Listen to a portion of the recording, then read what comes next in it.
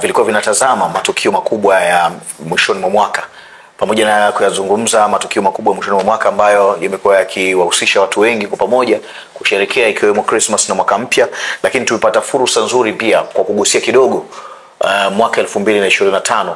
Kuna kipengele likizungumza kuhusiana na mabadiliko hayo ya mwaka, na ukautazama kama mwaka wenye misukosuko, mwaka wenye mambo mengi ambayo yanaweza kawa sio mazuri katika ulimwengu. Hukuzungumzia Tanzania peke yake kwa jinsi ambavyo mimi nafahamu, lakini ilibua hisia na watu walikuwa wanazungumza, kila mtu anazungumza kwake.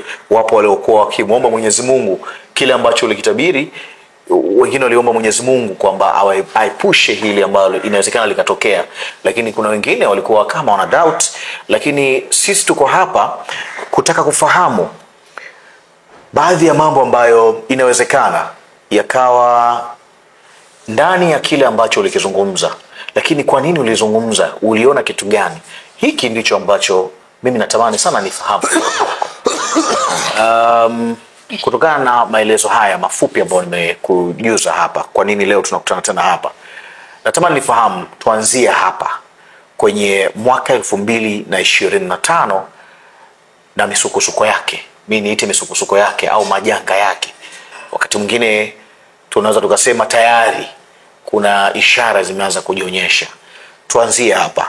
Nini kilikupelekea na ulitazama nini hasa mpaka ukazungumza kwamba mwaka 2025 utakuwa mwaka wa majanga na misukosuko? Naam, assalamu alaikum warahmatullahi wabarakatuh, watazamaji wetu.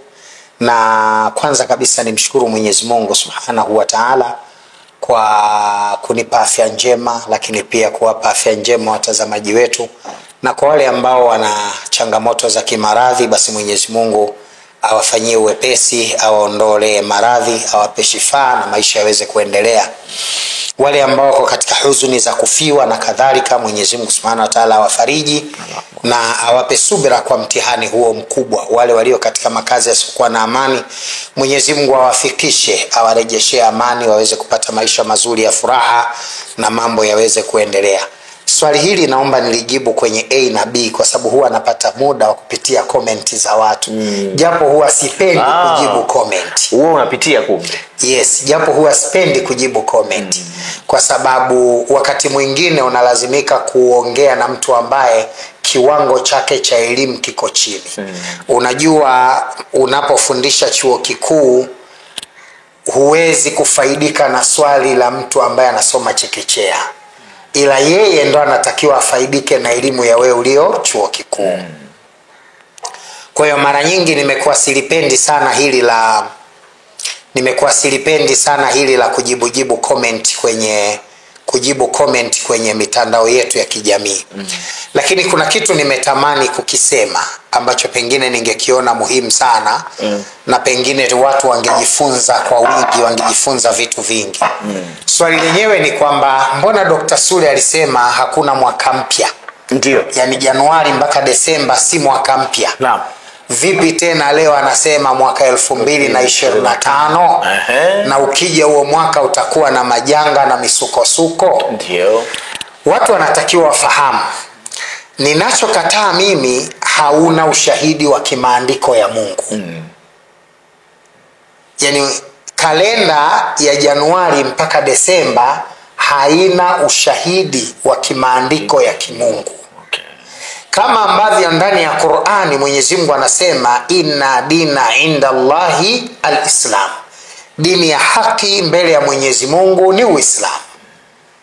Lakini haina maana dini zingine hazipo. Kuna Ukristo, kuna Buddha, kuna Confucius, kuna Hindu, kuna Tao, kuna Shinto, kuna Buddhism. Hizo zote ni dini, lakini ya haki mbele ya Mungu ni Uislamu. Dini inayoweza kupata ushahidi wa kimaandiko ndani ya maandiko ni Uislamu. Dini zingine hazina ushahidi wa kimaandiko. Mwaka unaotambulika na Mungu kimaandiko ni mwaka wa miladia. Amini, mwaka wa hijiria, mwaka unaofuata kalenda ya mwezi muandamo. Huo ndo mwaka Mwenyezi Mungu anautambua. Sasa hii ya Januari mpaka Desemba iliyotungwa na watu haitambuliki na Mungu, lakini ipo. Si nimeeleweka sasa? Na watu wanaishi, si ndio? Na watu wanaishi. Sasa tunapozungumzia habari ya mwaka na kalenda, kwanza nataka watu wafahamu kipengele hiki kwa kina na maarifa mapana. Lakini ukiachilia mbali hilo, swali litakuja kule kwenye swali la msingi ambalo umeniuliza kwamba vipi nimeuzungumza mwaka 2025 japo si katika mwaka unaotambulika kwa maandiko matakatifu, lakini ni mpango uliopangwa ambao dunia unautumia, na maisha ya mwanadamu yanavaa uhalisia kulingana na anavyoishi. Pombe ni haramu, lakini ukijiweka mtu wa baa lazima ukutane na majanga ya baa. Ndio. Sijui nimeleka sasa? Ndio. Ibada ndio na uchamungu ndo Mungu anataka. Ukijiweka katika uchamungu lazima ukutane na misukosuko na mitihani ya kichamungu. Nimeleka sasa kabisa. Ukiamua kuishi Dar es Salaam lazima ukutane na vurugu za Dar es Salaam. Mungu hatambui neno Dar es Salaam. Kwa sababu ni jina tulilojipangia sisi wenyewe. Lakini ukiishi Dar es Salaam utakutana na misukosuko ya Dar es Salaam. Ndivyo hivyo tunapokwenda kuzungumzia swala zima la mwaka 2025. Tunapozungumzia mwaka 2025 kwa mwelekeo wake na mafundisho yaliyotengenezwa na jamii ya kuwaaminisha watu kuwa huo mwaka upo, basi siku ulioingia mwaka huu unaashiria siku zake 365 za mwaka huo zitakuwa ni siku za misukosuko. Kwa nini nilijua hili? Ndio. Unajua, wacha niwaambie watazamaji wetu, kuna vita kubwa sana ilifanywa na Mayahudi katika kuzuia Waislamu wasitambue elimu inayobadilisha maisha yao. Ndio. Kwa sababu vitu hivi vingi vimefundishwa katika sistimu ya mafundisho ya dini. Lakini mzungu alipogundua kwamba Waislamu wana kitu cha ziada kitakachowawezesha kuiendesha dunia kwa utaratibu wa mafanikio, kwa hali ya mafanikio, wazungu walichokifanya, waliwaandaa kisaikolojia kwa kuwanyima sehemu ya elimu waliokuwa nayo, kwa kuficha baadhi ya taaluma za elimu waliokuwa nayo, ili kuhakikisha Muislamu hajitambui katika maisha yake. Cha kwanza walichokifanya ni kuchukua vitabu vilivyokuwa vikielezea, yani ile syllabus za dini zilizokuwa zikielezea namna mwanadamu anavyoweza kujitawala physically and spiritually. Wazungu walilijua hilo, na jambo hili lilifanyika baina ya karne ya 8 na karne ya 16, kwa sababu elimu kubwa iliyofanyika na watu dunia walijua vitu vingi. Dunia ilipotawaliwa na ulimwengu, ilipotawaliwa na Uislamu. Uislamu uliitawala dunia karne ya 8 mpaka karne ya 16. Nazungumzia mwaka 800 mpaka mwaka 1600. Miaka 800 hii inaitwa miaka ya Ottoman Empire, utawala wa Ottomani. Okay. Utawala wa miaka 800 hii, karne 8 hizi, dunia ilitawaliwa na Uislamu. Ndani ya karne 8 hizi dunia ilishuhudia mageuzi makubwa ya sayansi na teknolojia ndani ya karne 8 hizi. Okay. Ndani ya karne 8 hizi watu waliproduce dawa. Ndani ya karne 8 hizi watu walianzisha aina za viwanda. Ndani ya karne 8 hizi kulikuwa na mafanikio makubwa ya dunia ndani ya karne 8 hizi. Baada ya utawala wa Ottoman Empire kupigwa na kuondolewa na utawala wa Kirumi, Warumi walipoishika dola kwa mara nyingine tena, yani kurudisha mikononi mwao dola kwa mara nyingine tena, Warumi walichokifanya kwa kushirikiana na wazungu wengine kama Wagiriki, Waingereza, Wafaransa na mataifa mengine, waliyasoma maarifa ya Uislamu. wakagundua kwamba vitu vingi duniani vimegunduliwa na Uislamu, kwa sababu hapo ndo watu walijua mambo ya mahesabu, hapo watu ndo walijua mambo ya teknolojia, hapo ndio watu walijua mambo ya viwanda, hapo watu ndio walijua mambo ya matibabu, hapo watu walijua vitu vingi.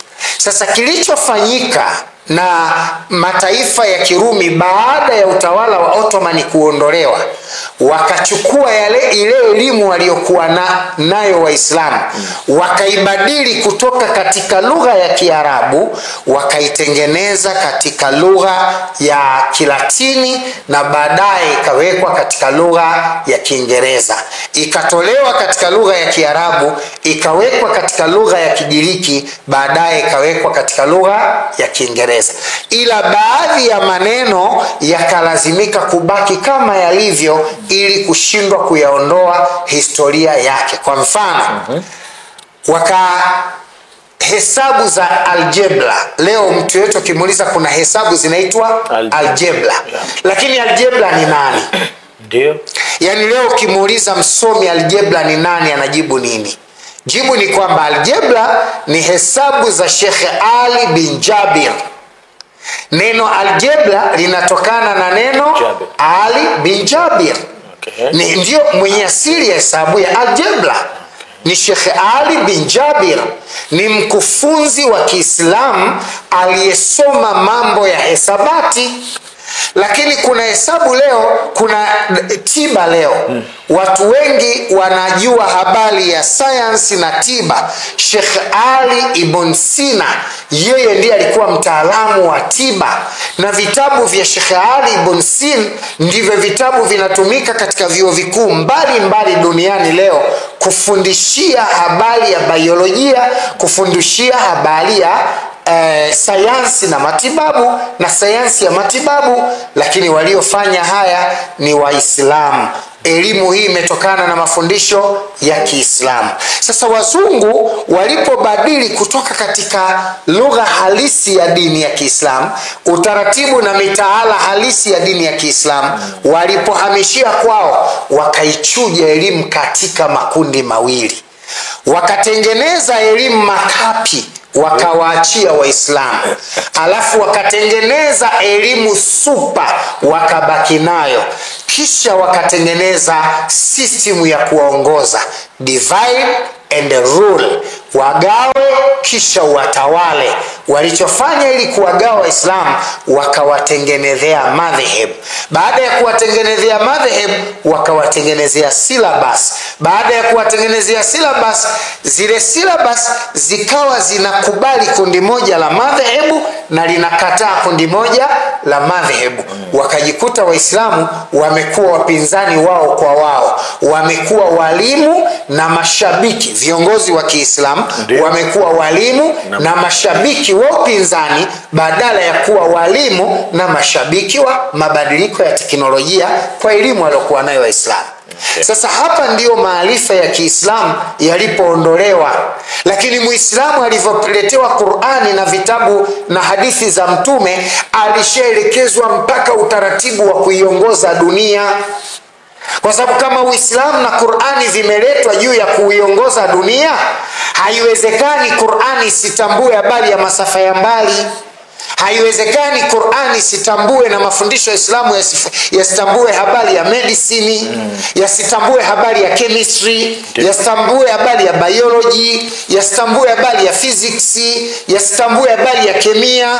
Lakini hizi kemia, physics, biology na vyote hivi ndani ya Qur'ani vipo, lakini Waislamu wamebakiziwa aya tu zinazozungumzia chemistry, biology, fizikia na mengine mengi, lakini hawaelezewi ule unyamburishwaji uliofanya na dola za Ottoman Empire katika kuinyumburua Qur'ani na kuleta mabadiliko yanayoleta faida kutoka katika jamii au katika dunia yetu, na kufaidika na chemistry, biology, fizikia na kadhalika na kadhalika na kadhalika. Leo tumekuwa watumwa. Sasa kutokana na sababu hii, ndiyo maana leo ndugu yangu unaliona hili jambo lipo. Sasa ikitokea mtu anakuambia mwaka huu utakuwa na matatizo haya, mwambia wewe mshirikina, wewe mchawi, Haiwezekani. Kuna watu walinitukana wakasema uongo huo. Wewe umejuaje? Mwaka huu unaweza kuwa na misukosuko na matatizo. Wewe umejuaje? Nimejua kwa sababu ya elimu ya siri ya Uislamu iliyofichwa na wazungu. Wazungu wana elimu ya siri iliyobebwa kwa Waislamu wakaificha, alafu wao wakaamua kuitumia. Wazungu wakajifanya ile elimu ya kwao. Ile elimu walioiba kwa Waislamu ndio wanaiendeshea dunia leo. Wanaweza kujua mwaka huu utakuwa mwaka wa majanga, wanajitahidi kuandaa mazingira ya kufaidika na majanga.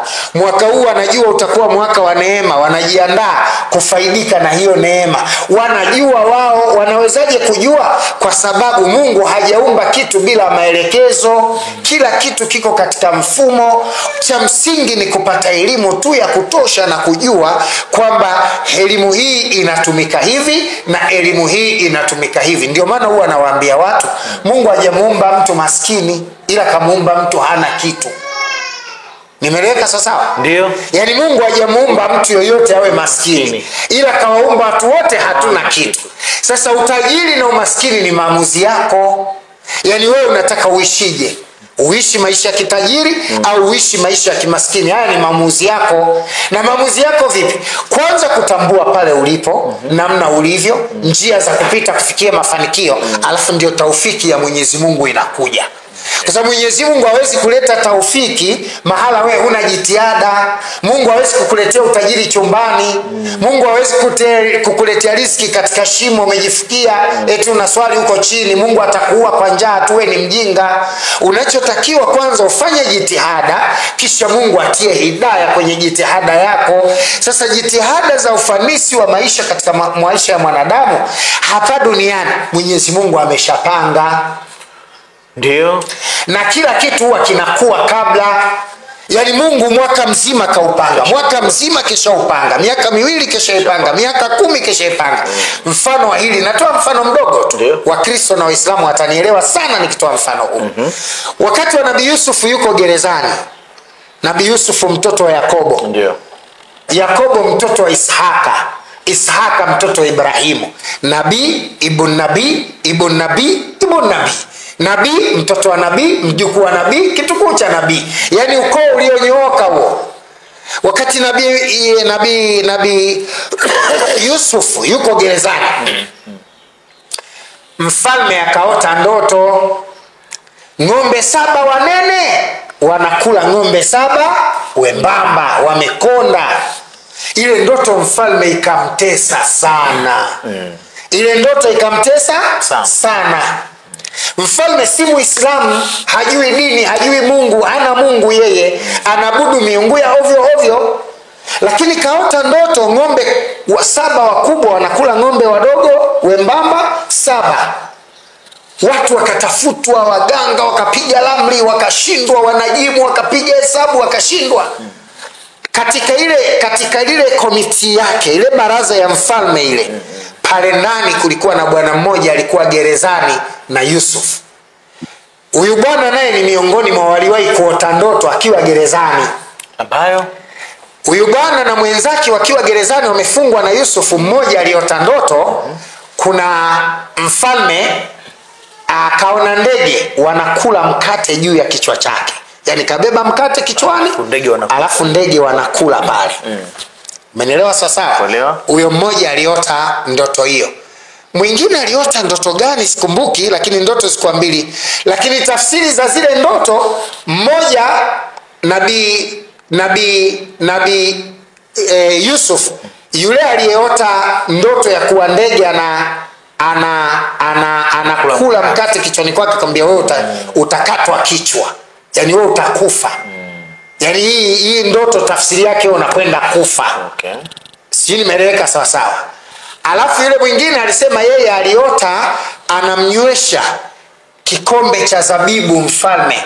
Akamwambia wewe utakwenda kuwa karibu katika nyumba ya mfalme, katika hekalu la mfalme, wewe utakuwa mtumishi wa mfalme.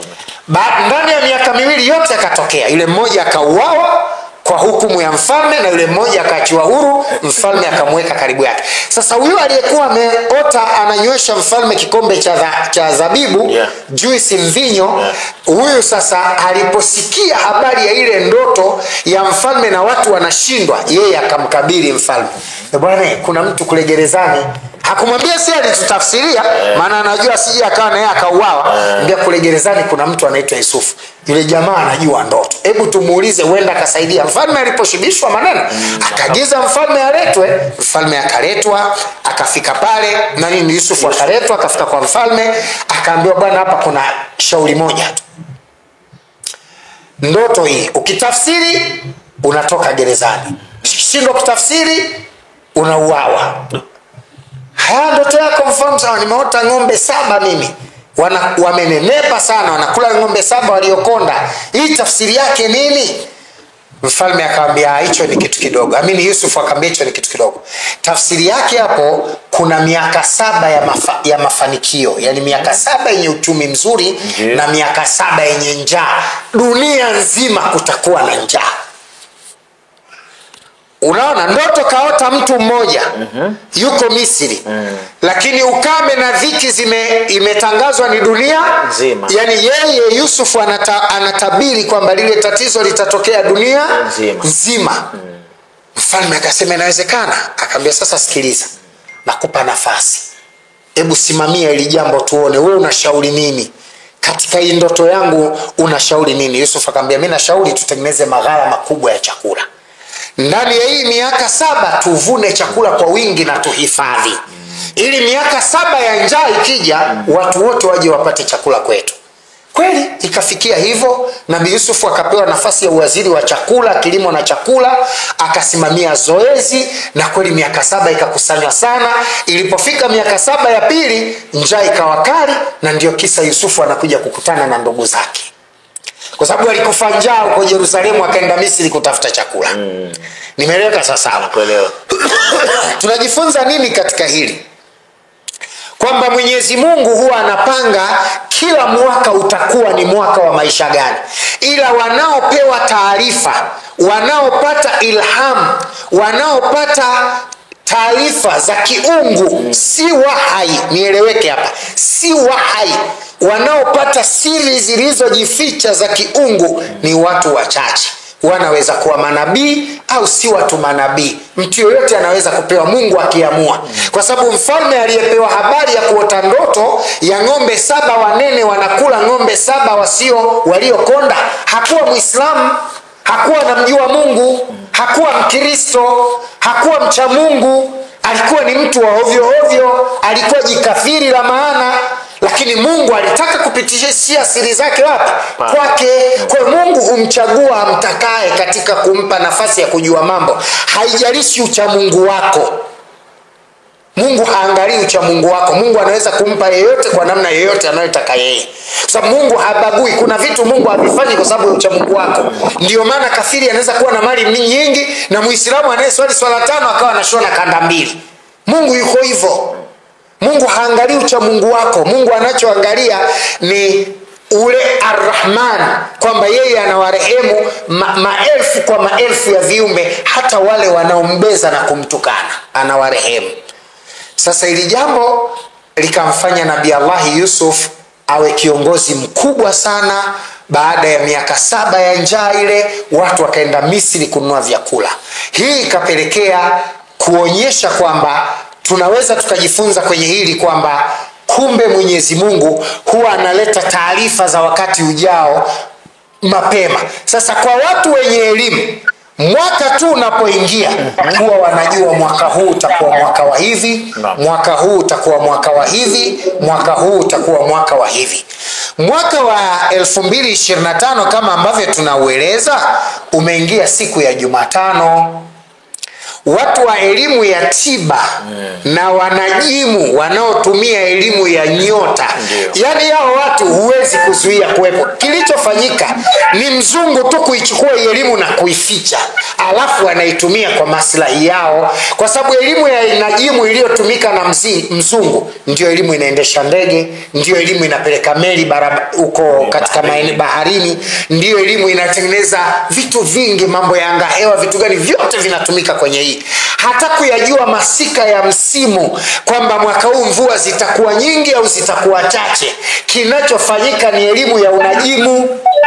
Na kuuliza swali, hawa wanaokaa hapa wakajua mwaka huu utakuwa na mvua nyingi au mvua chache kabla hazijatokea, wanatumia nini kama sio unajimu? Wanasoma alama za nyakati katika mwaka na kutazama mfumo wa anga utakavyokuwa. Hii ni elimu ya unajimu. Yaani huyu anayeweza kusema leo mwaka huu kutakuwa na mvua nyingi au mwaka huu kutakuwa na mvua chache, huyu naye ni mpiga ramli tu. Ni kama wale ambao mara nyingine watu nasikia wanatabiri kwamba kutakuwa kuna kimbunga kitatokea na kinakuwa hakipo. Wanajiwaje hayo? Kwa sababu ya kusoma anga hewa na mfumo wa anga utakavyokuwa kwa mwaka mzima, ndo wanakwenda kujua. Elimu hii wazungu wameichukua kwa Waislamu wakaificha, wanaitumia kama ya kwao. Sasa Muislamu akabebeshwa haramu, kila kitu haramu. Mwisho wa siku anashindwa hata kujua kesho yake kutakuwa nini. Lakini Waislamu ndio walitakiwa tabiri hali ya hewa. Kwa kutabiri hali ya hewa ndio utapata kujua mwaka huo mlime mazao gani.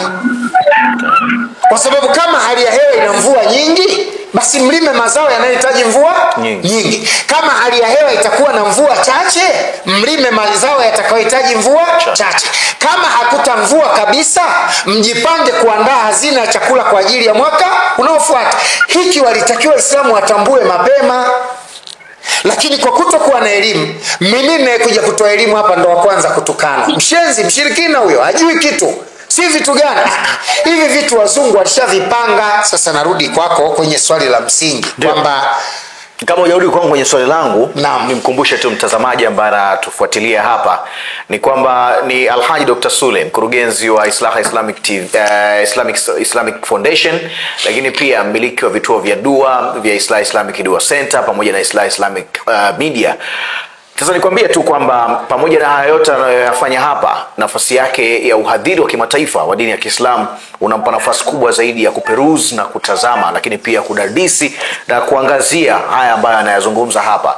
Pasina shaka nawe pia unaongeza kitu kwenye maelezo yake kutokana na kile ambacho amekuwa akikizungumza. Lakini nikukumbushe kwamba unatufuatilia kupitia Islaha Islamic TV, endelea kusubscribe kwa sababu itakupa fursa na picha nzuri ya namna ambavyo utakuwa unapata matukio na elimu ambayo inaendelea kutolewa. Lakini pia kwa wale ambao wanatufuatilia kupitia TikTok, endelea kutap vile ambavyo utaweza ili kuwa live na kuendelea kutufanya tuwe live kama ambavyo kikawaida imekuwa. Tap vile ambavyo utaweza, na ukitap tunakuwa hai zaidi, kwa maana ya uhai wa live yetu inakuwa kubwa zaidi. Unaweza pia ukatuma zawadi, kwa sababu haya madini yanatoka hapa si haba kwa Alhaji Dr. Sule. Wengine wanayalipia, lakini yeye anatoa bure, na tunaendelea kujifunza kuongeza uelewa mpana wa mambo ambayo wakati mwingine inawezekana kwa uchache tunafahamu na mengine hatuyafahamu. Sasa bado tuko kwenye tafsiri ya misukosuko ya mwaka 2025, kauli ambayo alitoa mwishoni mwa mwaka jana. Tunajaribu kuitazama, alitoa kwa uchache, leo tunataka kwa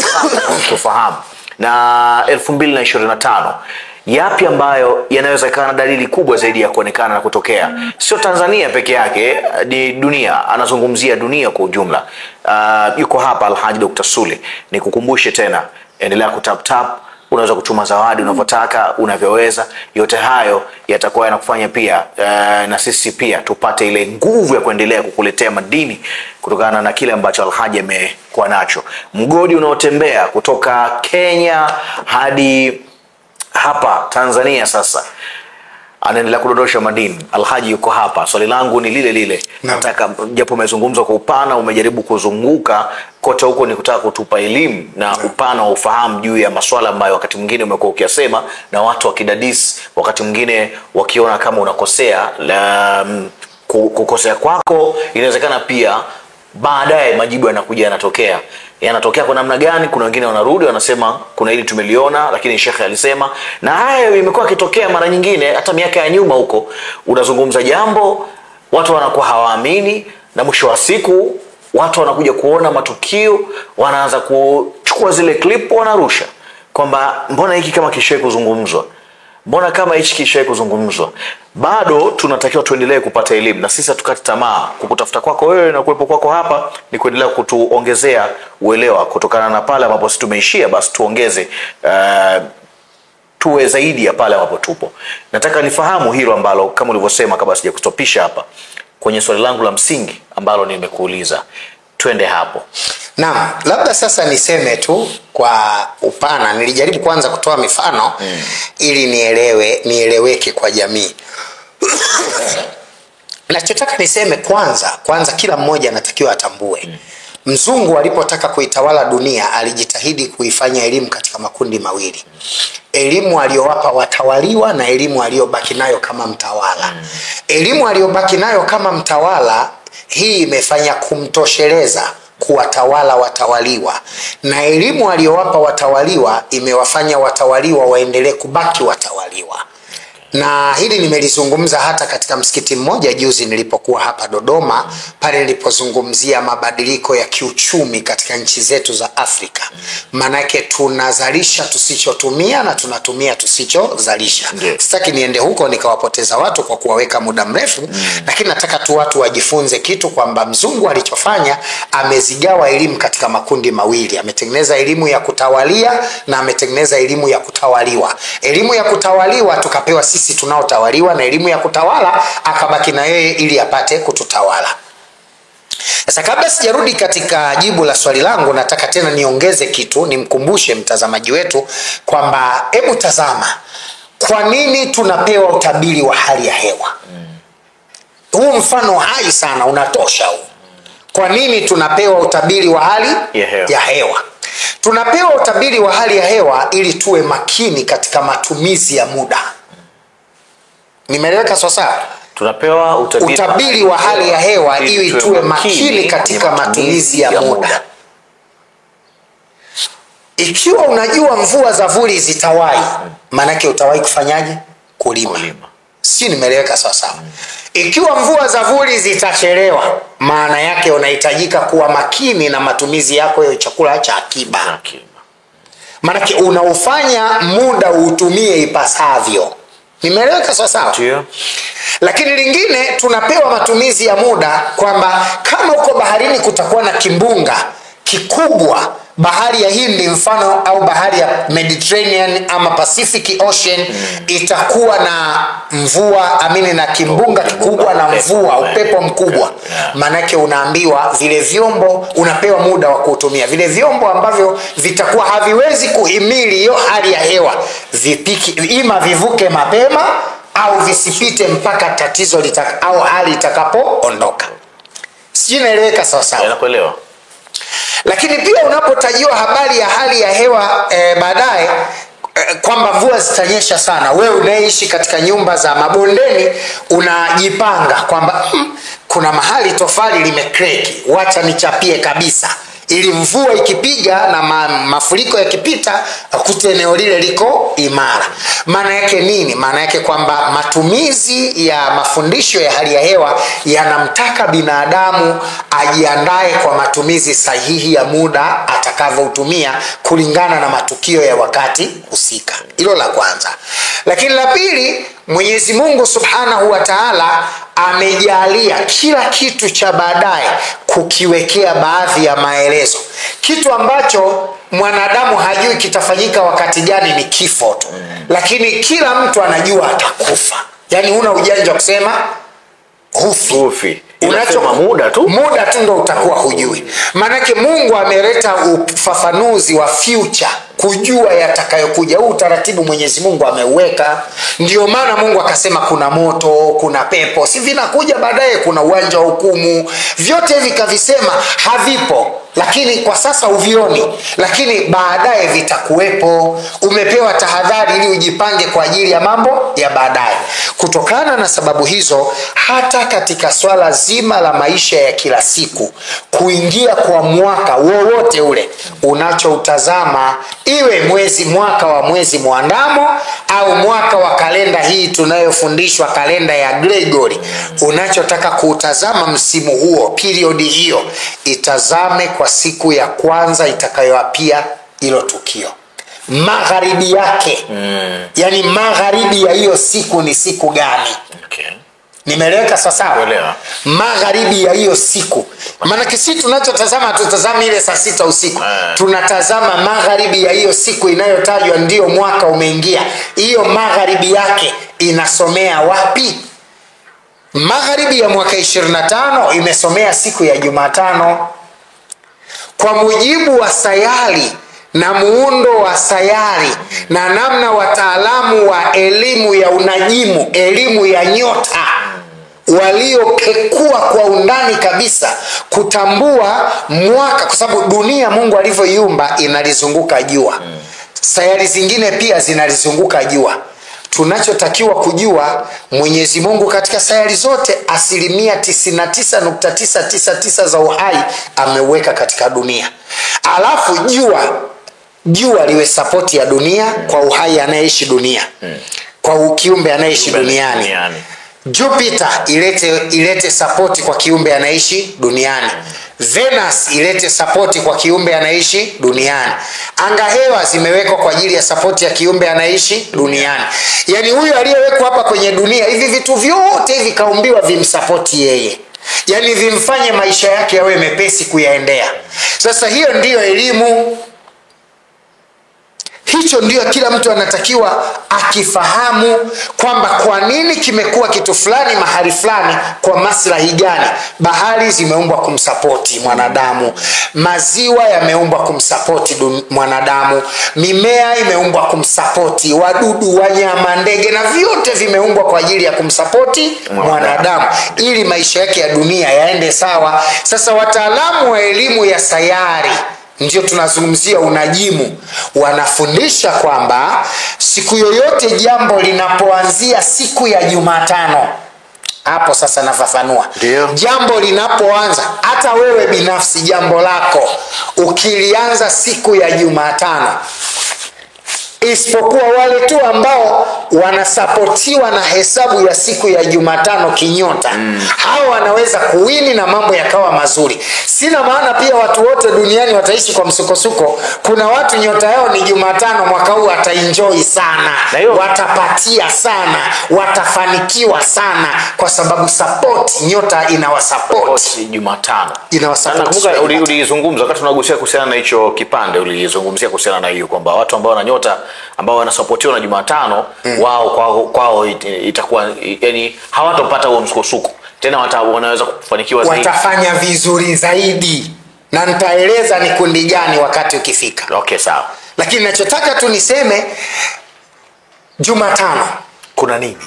Kanuni ya Jumatano, siku ya Jumatano, jambo lolote hasa kwa mfumo wa mwaka unapoingia siku ya Jumatano, tarajia mwaka huo kuwa na yafuatayo.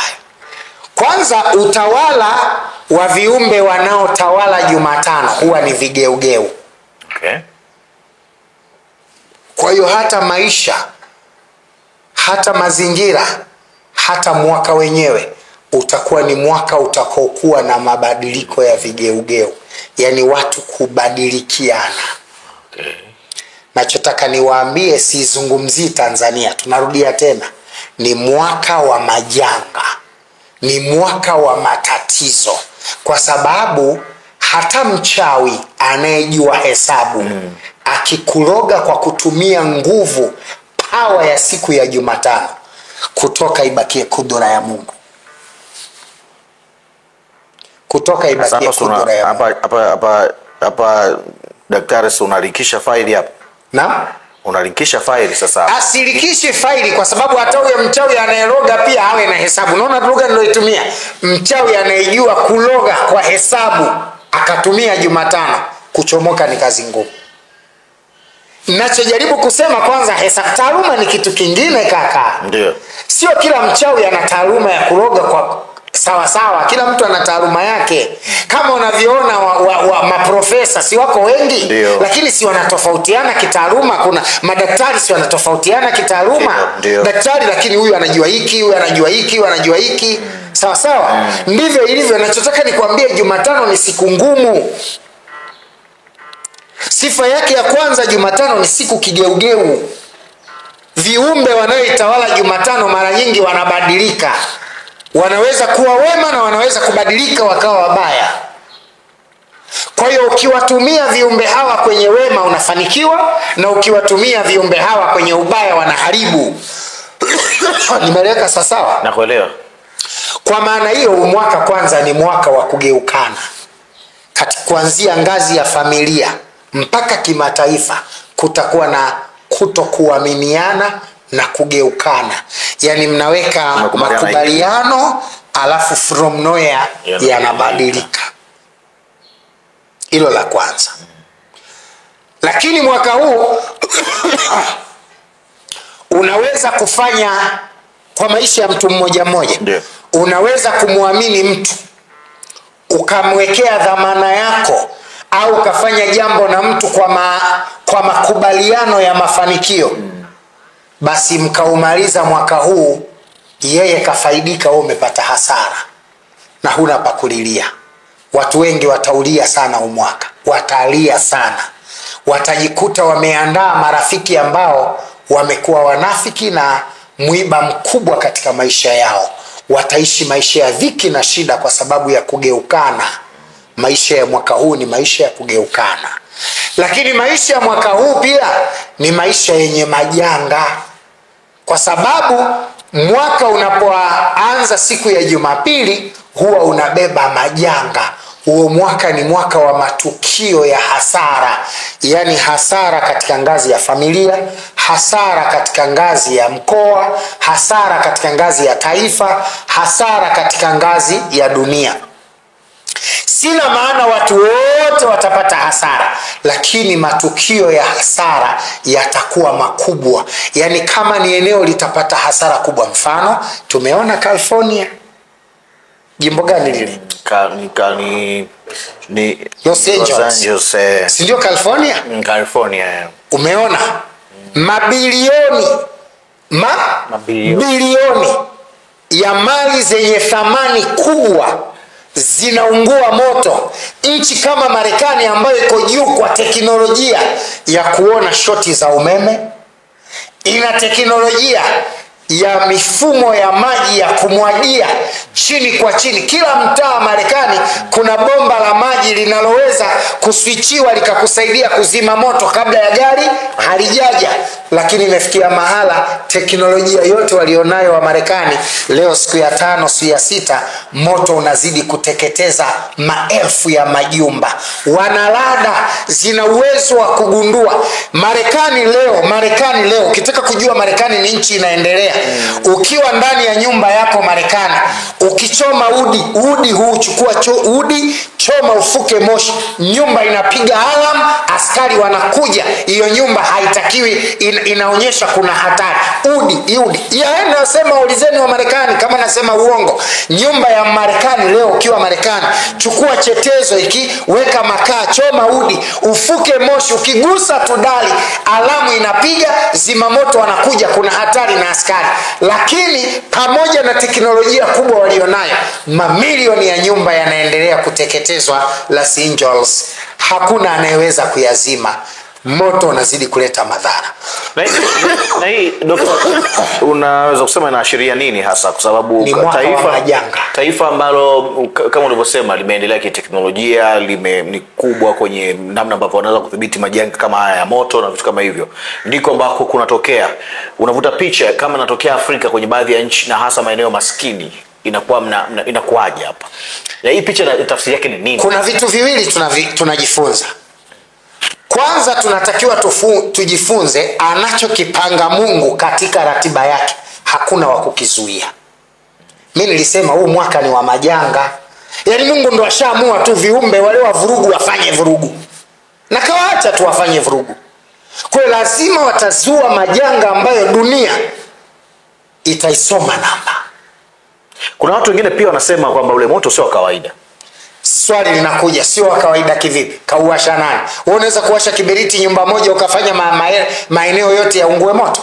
Nimesema Marekani ukiwasha au jiko hili la gesi, chukua tu mkaa kaweke pale kwa ajili ya kulenga kutaka kuuasha ili upate nini? Upate moshi. Nyumba inapiga alarm na askari wanakuja kuonyesha hiyo nyumba ni hatari. Sasa yani watu wamekuwa kwenye teknolojia kiasi hicho, moto unawezaje kuunguza kwa kasi kubwa vile? Na saizi wanakubaliana kwamba kuna kimbunga cha upepo ambacho hakiwezi kuzuia moto ule usiendelee kuwaka. Mabilions ya fedha za dola yamekufa. Jana nilikuwa naangalia usiku, rais wa bwana Joe Biden alikuwa anasema serikali iko pamoja na Wamarekani na itajitahidi kulia pamoja na Wamarekani, watajitahidi kurejesha majumba yaliyoungua moto yarudi kama yalivyokuwa. Lakini akisema wakati huo akisema sio jambo la muda mfupi. Anayekwenda kutawala ni Trump, kesho kutwa tu anachukua nchi. Unadhani Trump anaweza kujenga ile nchi, kurudisha zile nyumba ndani ya miaka 2-3? Haiwezekani. Otherwise kuwe na michango mikubwa itakayochangiwa Marekani, lakini wao wenyewe kurudisha zile nyumba wenyewe kwa wakati tu kirahisi hivyo ni ngumu. Kwa sababu mpaka juzi hasara iliyokwenda ni dola zaidi ya bilioni 100. Bilioni 100 dola juzi, na bado kunaendelea kuteketea siku hadi siku. Manake haya ndiyo majanga tuliyosema mwaka 2025 utakuwa mwaka wa majanga. Si hiyo tu, utakuwa mwaka wa usaliti sana. Nataka niseme watafiti wanasema ukisoma katika yale yanayotokea katika mwaka unaoingia Jumatano, kutakuwa na usaliti wa watu kwa watu, utakuwa na usaliti wa kisiasa sana. Hata nchi yetu hiyo itakuwa na usaliti wa kisiasa sana. Maneno magumu lakini lazima tuseme. Kwenye level gani? Level yoyote kutakuwa na usaliti wa kisiasa. Level yoyote unayojua wewe, level ya chama kwa chama, iwe level ya uchaguzi, level yoyote kutakuwa na usaliti sana. Yani amani na utulivu uliopatikana mwaka jana hauwezi kufanana na hali ya kisiasa itakayokwenda. Iko mifano hai. Watu hawataki tukukubaliana. Nani alifikiria katika baadhi ya vyama vya siasa vya upinzani viongozi wake wanaweza kusuguana kwa mfano uliopo leo? Nani alikuwa anafikiria? Hata kama kulikuwa na misuguano 2024, lakini misuguano ya 2025 ni mikubwa zaidi kuliko ya 2024. Yani 2025 misuguano imefikia mahali ukimwaga mboga na mwaga ugali. Bora wote tukose. Sasa haya yanakuja. Yanakuja. Kwa kauli hiyo sasa, hiyo tumetolea mfano kwenye upande wa upinzani, tumeona hapa huo msuguano uliopo. Unaweza ukaenda mbali zaidi hata kwenye chama tawala, uko baadaye inaweza kutokea lolote. Wala halina mjadala hilo. Usaliti ni mkubwa kuliko unavyofikiria. Yani unaweza usione sasa, lakini upo wakati utaenda. Tuna miezi michache, mpaka subiri ifike mwezi wa 4 wa 5 utajifunza kitu. Usaliti ni mkubwa tu utakuwa. Kwa sababu ya nature ya mwaka. Nature ya mwaka ndio inalazimisha kwamba kila mtu atataka kufaidika na kile anachokiona. Kila mtu atataka kufaidika na kile anachokitaka. Kila mtu atataka kufaidika na ile engo anayoona yeye inamfaa. Sasa kwa kulazimisha kufaidika na engo inayomfaa, yuko tayari kumtoa sadaka yoyote ili engo yake iwe na manufaa. Kwenye hiyo sasa unavyozungumza hapo, inatengeneza picha ya namna ambavyo inawezekana watu wasiwaamini sana watu mwaka huu. Yani kwa maana ya kwa mfano kwenye issue za siasa, usimwamini sana mtu pale ambapo Sizungumzie tu siasa mtangazaji, nazungumzia hata biashara. Nimerudi nyuma nimesema hata kama mwaka huu nataka kuwekeza kibiashara, una bilioni 2, 3, 4, 1 trilioni 1 unataka kuwekeza. Usikurupuke kwanza. Huu mwaka usikurupuke. Tanguliza kwanza maombi yaliyo madhubuti, alafu ndio uingie kwenye vitendo. Yani spiritual uwe na nafasi kubwa kuliko physical. Kifupi ni kwamba tusiaminiane sana mwaka huu. Huu mwaka una shida kwa sababu ni mwaka usiokuwa na kutabirika.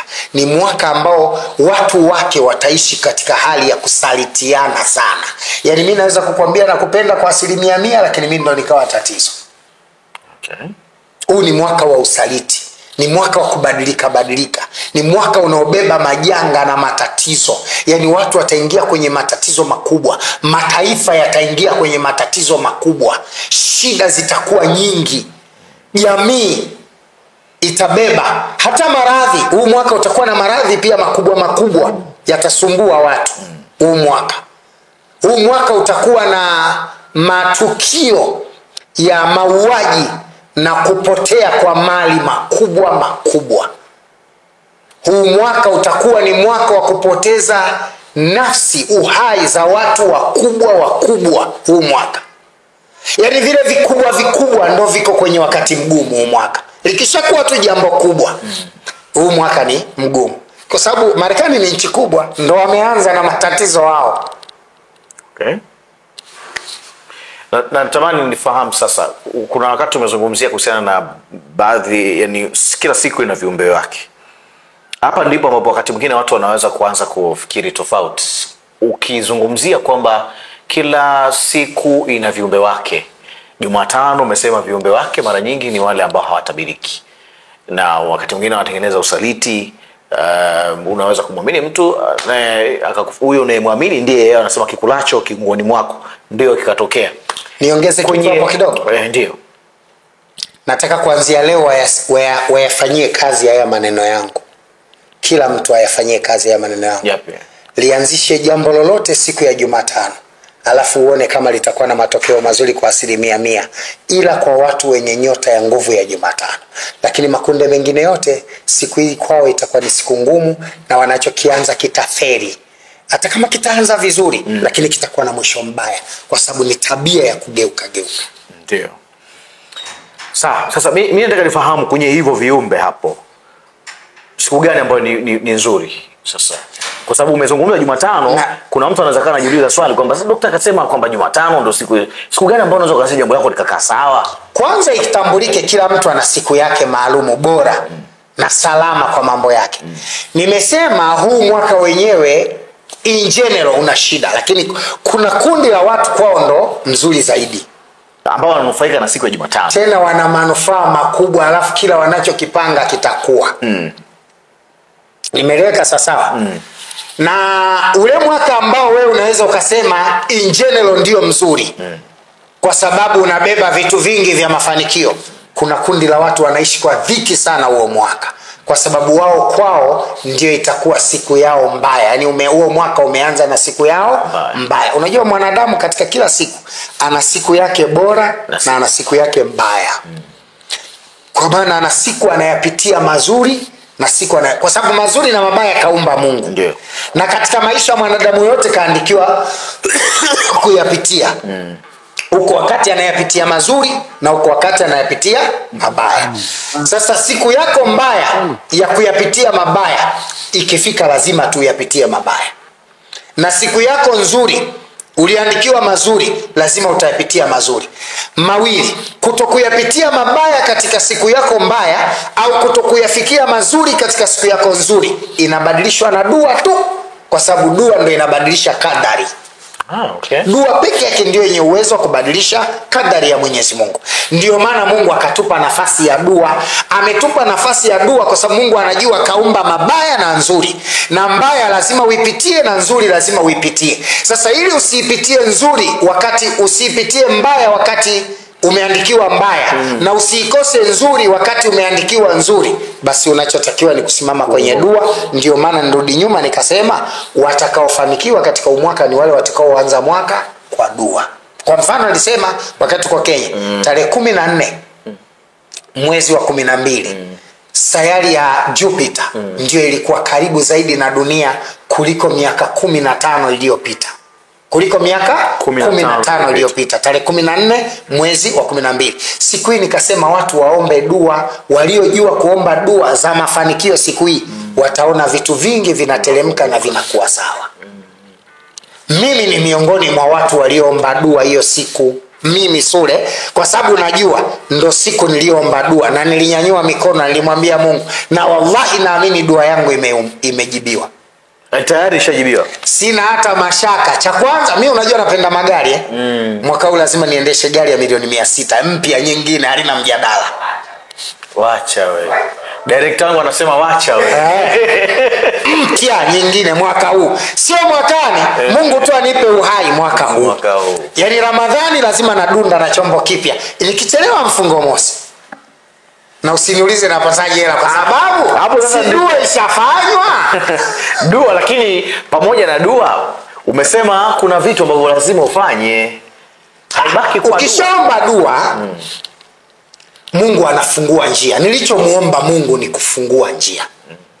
Mimi nataka nikwambie dua za mwaka jana zimenipa marafiki wapa mwaka huu. Naamini nitakuwa mbali kupitiliza. Sina mashaka. Okay. Lakini siri yake ni dua, timing za wakati. Sasa mwisho atakuona mchawi tu. Lakini wewe una timing, unajua lazima tukubaliane.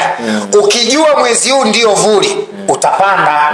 Ili ujue baada ya miezi mitatu fanye nini? Uvune. Sasa wewe ukiwa unaishi ujui mwezi wa kupanda wala wa kulima, wewe utakufa maskini tu hata kama unaishi kijijini. Elimu hii Mungu alishaifundisha lini uweke nini na wakati gani ufanye kitu gani. Kwani adhuhuri si imepangwa muda wa kuswali? Ndio. Sasa ukiswali saa 3 asubuhi raka 4 umesali adhuhuri? Haiwezekani. Kwa sababu itakuwa asubuhi hiyo. Raka 4 za asubuhi saa 3 ni dhuha hiyo, sio adhuhuri. Hata ukinuia adhuhuri Mungu hakulipi. Mungu ameshatupangia utaratibu. Shida ya watu wanafika mahala wanaamini kwamba kujua mambo mengine ya kesho na kesho kutwa ni ushirikina. Si kweli. Kama mtabiri wa hali ya hewa anaweza kutabiri wiki moja, mwezi mmoja baadaye juu ya mvua na hali ya hewa, basi na huyu naye ni mshirikina. Anajuaje? Kwa sababu haijafika. Lakini ukimuuliza anakwambia wazungu walishaandaa vyombo. Swali linakuja, hiyo taaluma waliopata wazungu ya kuandalia vyombo vya kujua mvua na hali ya hewa mwaka mmoja, miezi miwili mitatu ijayo, masaa 24 yajayo, hiyo taaluma walioipata wazungu wameitoa wapi? Ndio huku nilikokuambia. Kuna elimu walishakuwa nayo Waislamu, walishafundishwa Waislamu, Mungu alishawapa ili kuyatambua maisha yao, ili mtu ajue mwaka huu ukoje, mwezi ujao utakuwa na nini, mwezi huu unakuaje, na watu wanajua. Lakini kinachowafanya wajue ni taaluma. Sasa kama huna taaluma mwisho ndio utaishia tu kutukana. Sawa, kuna kitu kimoja hapa natamani sana nikifahamu kwenye maelezo haya, na hiki kinaweza kikatoa pia picha na ufahamu wa watu ambao wanatufuatilia mara zote kuhusiana na hiki ambacho mara nyingi umekuwa ukisema, sio tu kwenye upande wa kuzungumzia kuhusiana na mwaka na vitu kama hivyo.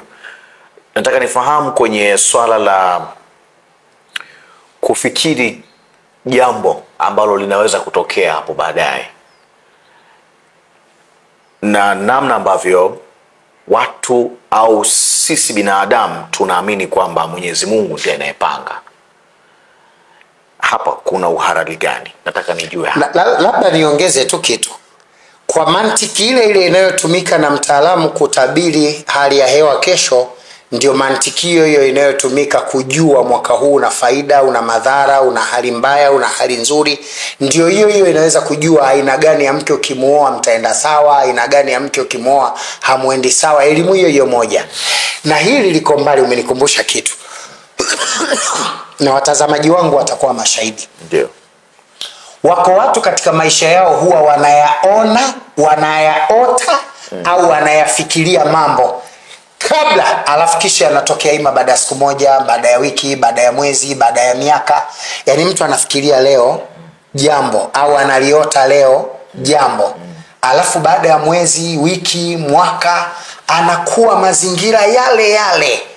Yaani kile alichoona miezi miwili, mitatu, mwaka nyuma, kile kama ni mjini ule ule, kama ni ndege anapanda ndege anakwenda kwenye mji anaona hiki kitu nilikionaga hiki kwenye ndoto hiki kitu kama niliwahi kukiwaza kikawa.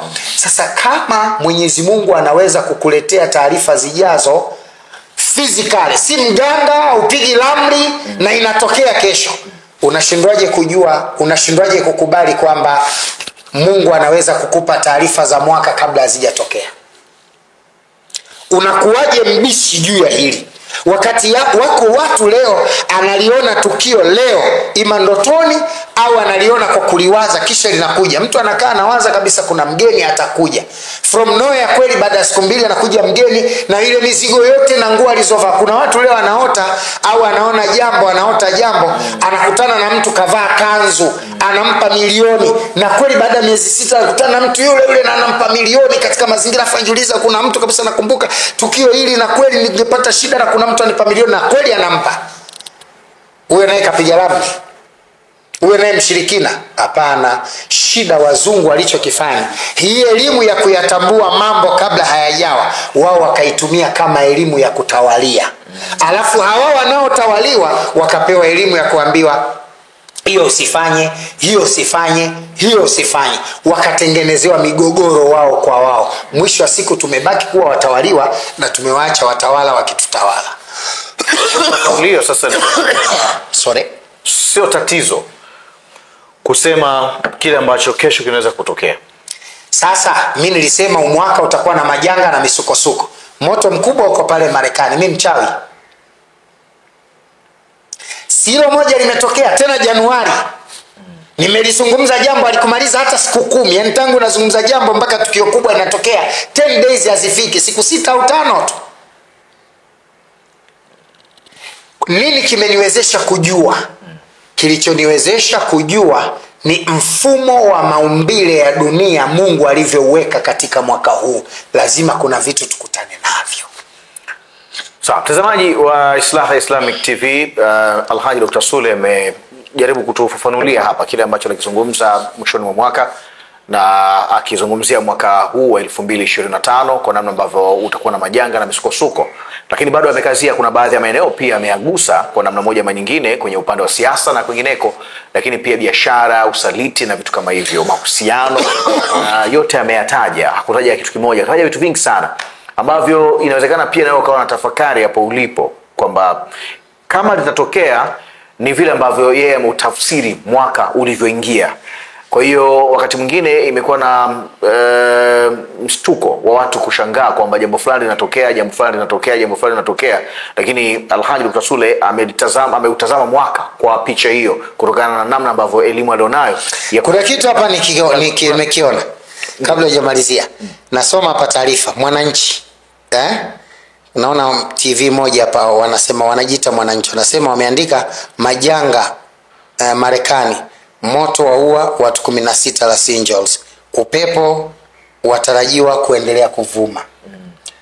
Nilisema ni mwaka wa majanga na wametumia neno majanga. Nataka nitumie tu hilo neno, yani ionekane ni mwaka wa majanga. Hivi huwezi kuzuia kabisa. Njia ya kufanya ni kujilinda kutokana na ukubwa wa tatizo. Nafasi watu bado wanayo, wafanye dua. Tunapowaambia watu hili litakuwa, hilo litakuwa, hatubuni. Wala haina maana sisi ni miungu, ni elimu tu. Ni elimu tu. Ndio maana kwa elimu daktari anajua nikichana kiwembe hapa sichani mgongo wa mtoto. Yaani hapa nitachana mpaka nitafika mahala sichani mgongo wa mtoto, nitamtoa kama alivyo. Ile ni elimu. Hakuna daktari huwa hana darubini ya kusema hapa nachana na karibia ngozi ya mtoto, hana. Lakini elimu ya kusoma anatomy ndio anajua kwamba ile ya kwanza ya tumbo, hii ni ile ya pili ya mfuko wa uzazi, hii ni ile ya 3 ya uterus, mpaka nikimaliza hapa nikitanua na mkuta mtoto, na hii natakiwa niichane bila kumgusa. Ndio maana daktari hawezi kumchana kiwembe mtoto ndani ya tumbo. Haina maana yeye ni mchawi anapiga ramli. Elimu inamwezesha kujua kwamba tumbo la mwanamke lina lea ngapi na kila lea ina ukubwa gani, na akichana hizo lea 3 ya 3 atakutana na mtoto na atamchomoa bila kumchana kiwembe. Hii ni taaluma. Watu wasiwe wajinga. Wakiendelea kuwa wajinga watakufa maskini. Sawa, mimi nafikiri Alhaji kwenye maelezo aliyotoa hapo, tutatamani turuhusu upande wa maswali kwa wale ambao wanatufuatilia, na nafikiri itakuwa vizuri zaidi kupitia TikTok kwa wale ambao tuko nao pamoja. Director wangu ananiambia kwamba kuna watu wako na sisi wanatufuatilia, na kutufuatilia kwao wanatamani pia kufahamu baadhi ya mambo ya msingi kabisa kuhusiana na kile ambacho tunakizungumza hapa, na vizuri zaidi tukatumia hiyo fursa ya namna ambavyo unaweza kutolea ufafanuzi wa kile ambacho wao wanatamani pia kuona wanapata majibu ya baadhi ya mambo ambayo wako nayo. Lakini pia tutaangalia utaratibu kwa wale ambao wako tayari na sisi kutufuatilia kwa namba za simu ambazo wanaweza kutupigia sisi hapa, na Alhaji akatoa majibu moja kwa yetu. Natamani nifahamu kitu kimoja. Elimu ambayo unaizungumza hapa ni elimu pana sana, ambayo wakati mwingine inaweza ikawa kwa kiasi kikubwa ina tafakuri nyingi sana. Mtu anaweza kuwa anatafakari vile ambavyo anaweza. Lakini kingine cha msingi ni kwamba kuna imani hapa ya haya unayoyasema na imani za dini, mahusiano yake yanaingiliana? Hapana, kuna wakati hayaingiliani kwa baadhi ya imani za dini. Kwa sababu kila dini ina utaratibu na imani yake. Ndio. Hata katika Uislamu kuna akida. Ndio. Waislamu tunafanana kwenye imani, tunatofautiana kwenye akida. Imani yetu wote ni juu ya kumwamini Mwenyezi Mungu mmoja, na Uislamu ndio dini, Muhammad ni mtume. Lakini tunatofautiana akida za kuamini yale yaliyomo ndani ya Uislamu. Kuna mwingine akida yake inaamini kwamba kufungia tumboni ni makosa, utakofungie swala kifuani. Ndio. Mwingine akida yake inasema la, kufunga tumboni na kifuani zote makosa, sunna ni kuachia mikono kabisa. Mwingine akida yake ni kutikisa kidole wakati wa tashahudi zile mbili, ya kwanza na ya pili. Mwingine anasema la, ni kunyoosha tu. Mwingine anasema hapana, hata kunyoosha pia wala kutikisa ni makosa. Kwa hizi ni akida.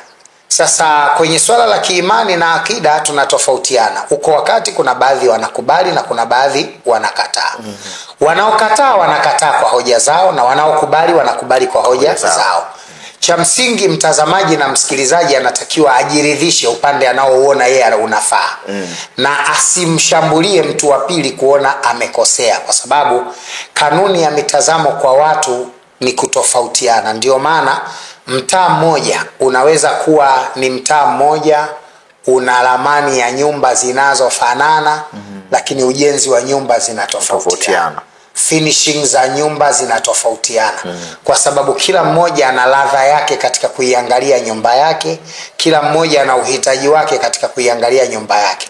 Mchoro unaweza kuwa mmoja, lakini ikawa nyumba vyumba vitatu, ikawa nyumba vyumba vinne, ina marumaru, hii ina sakafu ya simenti na kadhalika na kadhalika na kadhalika. Kwa hiyo utofauti upo, na kutofautiana katika imani ndio ukamilifu. Yani kutofautiana katika kuimani jambo ndio ukamilifu. Kwa sababu ukamilifu wa mwanadamu uko katika kutofautiana, sio katika kukubaliana. Mwenyezi Mungu ametuumba hivyo. Kwa hiyo mimi nadhani cha msingi tuheshimiane. Jambo la msingi tunatakiwa tuheshimiane. Ninachokiamini mimi, endelea kuniacha nikiamini, usinitukane. Kama unaona nakosea nielimishe, lakini sio kunitukana.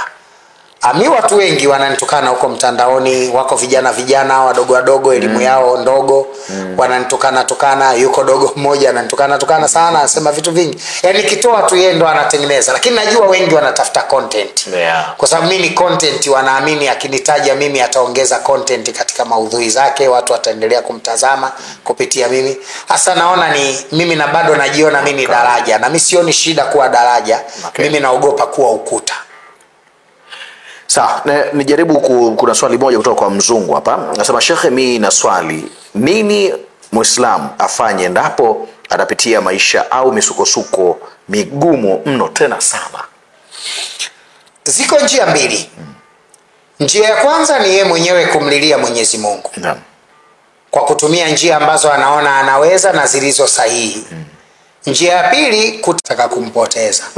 Sasa naogopa kutoa majibu ya endelea naye, kumbe sio. Kwa sababu yeye mwenyewe kwanza sidhani kama ana taaluma ya kujua jini mkweli ama jini muongo. Sasa hii kidogo inaniwia uzito kujibu ndio ama hapana.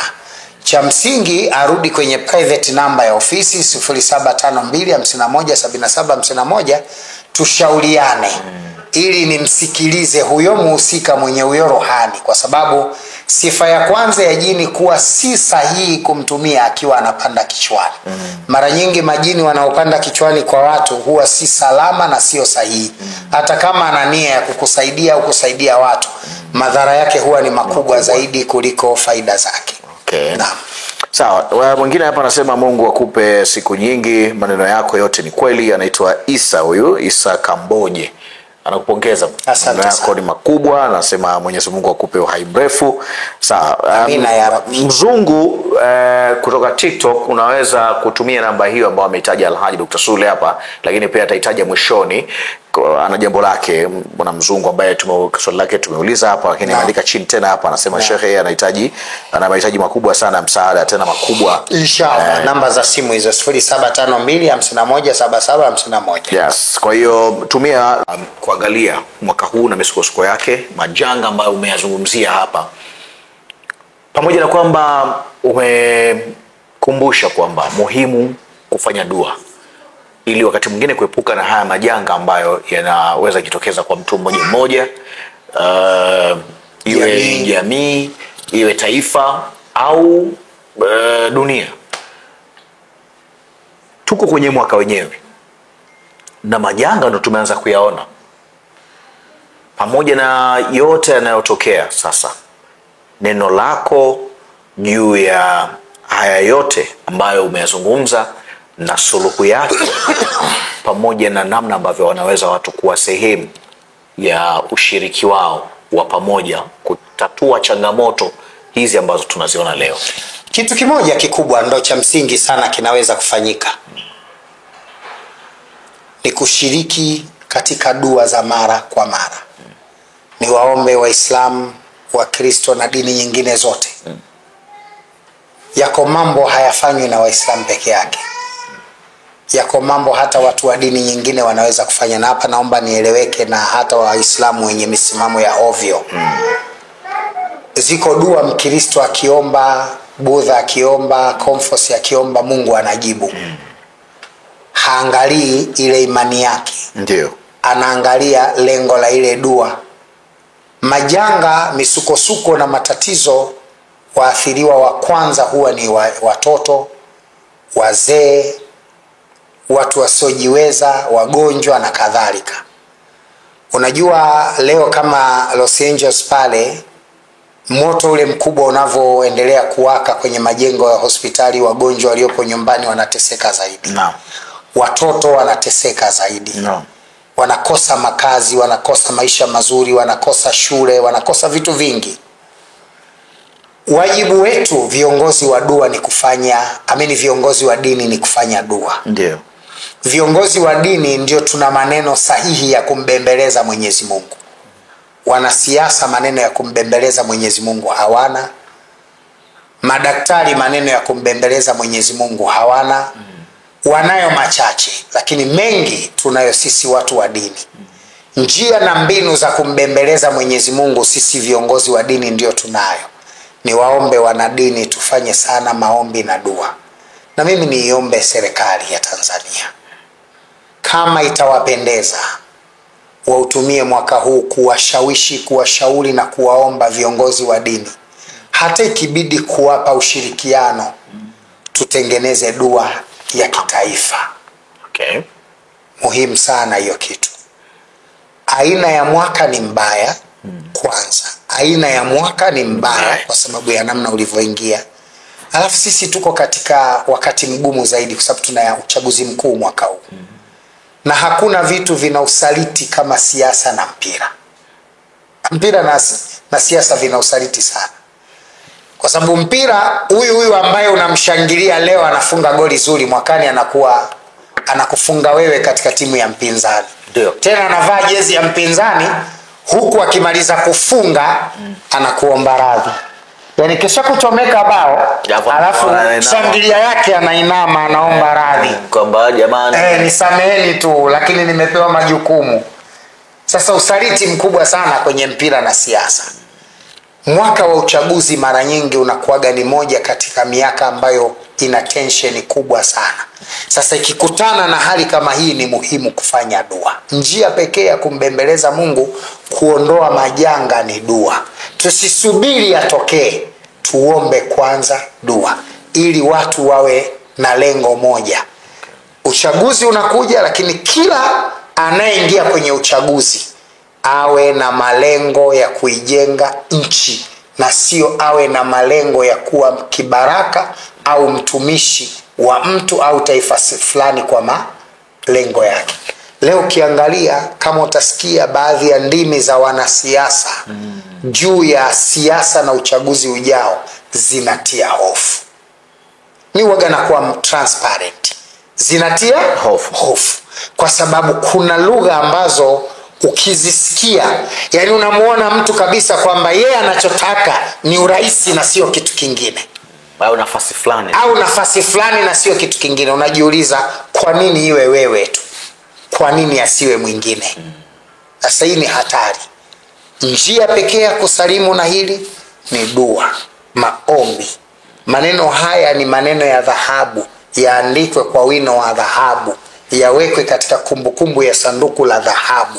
Maombi.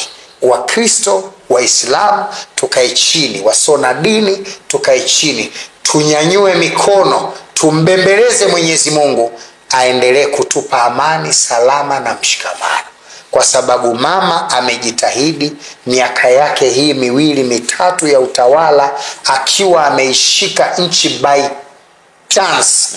Amefanya vizuri sana, amejitahidi kutuweka Watanzania pamoja sana, amejitahidi kuwapa uhuru wanasiasa sana, amejitahidi kujenga umoja na ushirikiano ndani ya vyama sana. Basi tujitahidi, tuunge mkono jitihada zake, uchaguzi upite salama, na Mwenyezi Mungu atuletee kiongozi ambaye atatutengenezea nchi yetu kwa amani na usalama. Na kwa maoni yangu mimi kama Sule, mtu ambaye amechukua nchi by chance, sio by choice, na ameimudu kwa kiasi hiki, anaweza kutusaidia kuendelea kwa miaka mingine 5 ijayo, ili kujipanga na kutafuta kiongozi mwingine baada ya miaka 5 ijayo. Nikushukuru sana Alhaji kwa haya maelezo ambayo umeyatoa, na naamini kwamba kwa mtazamaji ambaye amekuwa akitufuatilia kupitia Islaha Islamic TV, pamoja na yule ambaye amekuwa live kwenye TikTok yetu ya Islaha Islamic TV kwenye upande wa TikTok, basi na shaka atakuwa amejifunza vitu vingi, na maswali wakati mwingine huwa yana majibu, na pale ambapo unapata elimu basi unaendelea kujiongezea na kupata upana wa uelewa wa jambo fulani, kama hivi ambavyo Alhaji umefanya leo. Na maombi yako inshallah inawezekana Mwenyezi Mungu akayapokea. Amen. Wakati wa viongozi wao wenyewe pia wakitafakari kuhusiana na dua au maombi ya pamoja, kwa sababu ni muhimu sana kufanya vitu kama hivi wakati mwingine, sio tu kwenye majanga.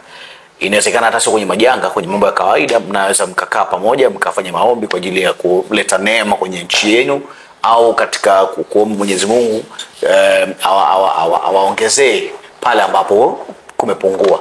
Kwa hiyo haya inawezekana na hakuna kinachoshindikana. Naam. Na kwa kauli hiyo sasa, mimi ni kushukuru sana kwa pamoja na sisi. Naamini elimu imefika, watu wamepata elimu. Hatuishii hapa, tutaendelea zaidi kukutafuta na tutazungumza zaidi. Nashukuru sana mwalimu. Asante, shukrani sana. Na mtazamaji wa Islaha Islamic TV, shukrani kwa wewe pia ambao umetufuatilia kwa muda wote. Tumekuwa na kipindi kirefu kidogo kutokana na maelezo ya Alhaji Dr. Sule. Lengo ni kutoa elimu, na ndio maana tuko hapa. Na sisi tumempata Alhaji Dr. Sule, na sisi tumeona kwamba sasa umuhimu wake, uwepo wake hapa tunaweza kutumia muda mrefu, lakini lengo ni kuona namna gani ambavyo tunakufikishia ujumbe, unapata uelewa na unapata ufahamu juu ya masuala mbalimbali. Na tumejaribu kugusia kuhusiana na mwaka wenyewe huu wa 2025. Kauli yake ya awali aliyosema kwamba mwaka huu utakuwa na majanga na misukosuko, mengine imeanza kuonekana. Hatujui uko mbele. Tuendelee kumuomba Mwenyezi Mungu, tufanye dua sana, tufanye maombi sana kwa ajili ya haya ambayo inawezekana baadaye yakatokea, ili yasitokee. Mimi naitwa Ali Ngamba, nyuma ya kamera yuko Jamal Hamza. Asante kwa wale wanaotufuatilia TikTok, tumekuwa live huko Islaha Islamic TV, lakini pia kwenye TikTok mnaweza kuendelea kutufuatilia huko ili kupata wa kututazama moja kwa moja, na usiache kutap kutuma zawadi na vitu vingine. Lakini pia kupitia Instagram Islaha Islamic TV unaweza pia kutufuata huko na kupata taarifa zetu pale ambapo tunakuwa tumeziweka, bila kusahau Facebook na mtandao wa